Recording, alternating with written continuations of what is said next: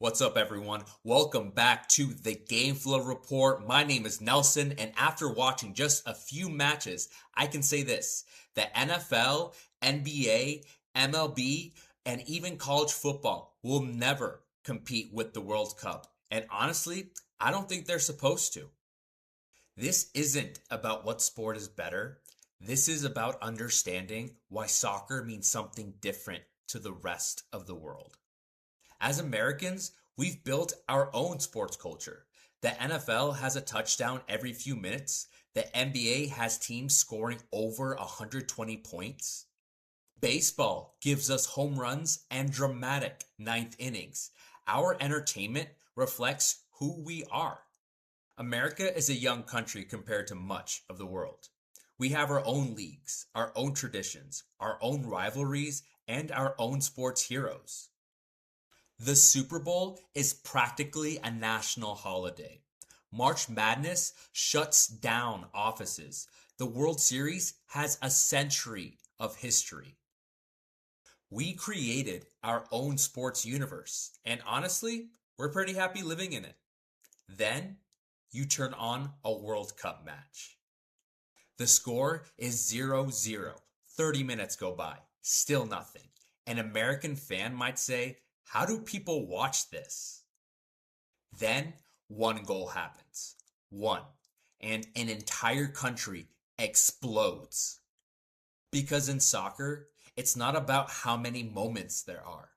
It's about how much one moment means. For billions of people, soccer isn't entertainment. It's identity. It's culture. It's family. And it's history. If your biggest rival loses, the entire neighborhood knows about it. The World Cup takes that feeling and multiplies it. You're no longer playing for your city. You're playing for your country, your flag, your language, your people. For decades, America has been missing out on this passion. The World Cup is the closest thing sports has to a global holiday. To be fair, America has made huge investments. Major League Soccer has brought over some of the biggest stars the sport has ever seen.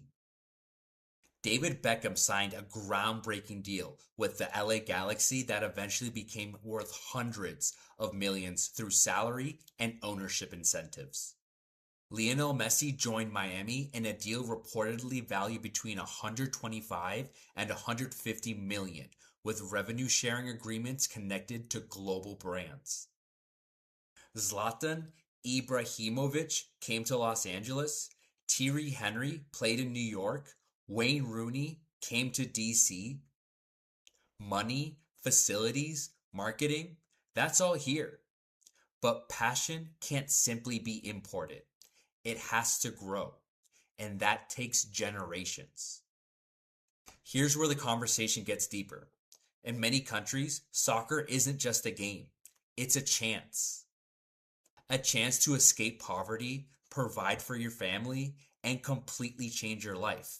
The beautiful thing about soccer is that almost anyone can play it. You don't need thousands of dollars worth of equipment or a specialized field. You just need a ball. And sometimes not even that. Kids have played with rolled up socks, taped up plastic, and homemade balls because that's all they had.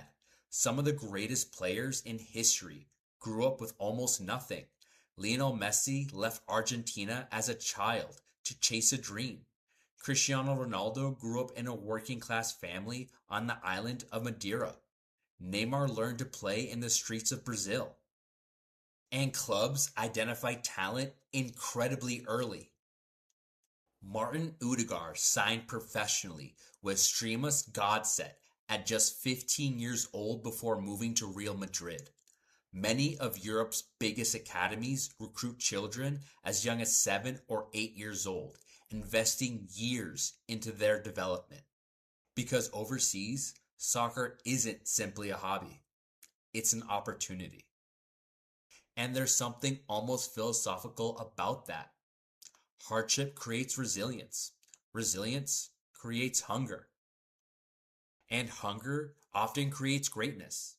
Americans understand that story. We love underdogs. We love hearing about athletes who come from nothing. Soccer just happens to tell that story over and over again across the entire world. The NFL can fill stadiums. The NBA can create global superstars. The MLB has incredible history. But the World Cup brings together billions of people every 4 years. Entire countries stop what they're doing. Cities shut down. Families gather. People celebrate. People cry. People remembered where they were when their country scored. Because to them, it's not just a sport, it's a shared human experience. I don't think America's wrong for loving the sports that we love, but I do think we're missing out on understanding why the rest of the world feels so deeply connected to soccer. Not because the games are always exciting, but because the emotions behind it are.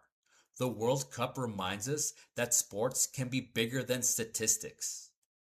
Sometimes sports becomes culture. They bring hope. And all a kid needs to dream is a ball and a little bit of space. Maybe America will never love soccer the way the rest of the world does. And maybe that's okay. But since the World Cup is here on our home turf, I think it's worth appreciating why billions of people treat it like it's the most important sporting event on earth. And here at the Gameflow Report, we'll give it the attention it deserves. Follow us for scores, breakdowns, and all of our favorite moments from the FIFA World Cup. Hit the like button for the algorithm. Don't forget to subscribe. My name is Nelson, and I'll see you on the next episode.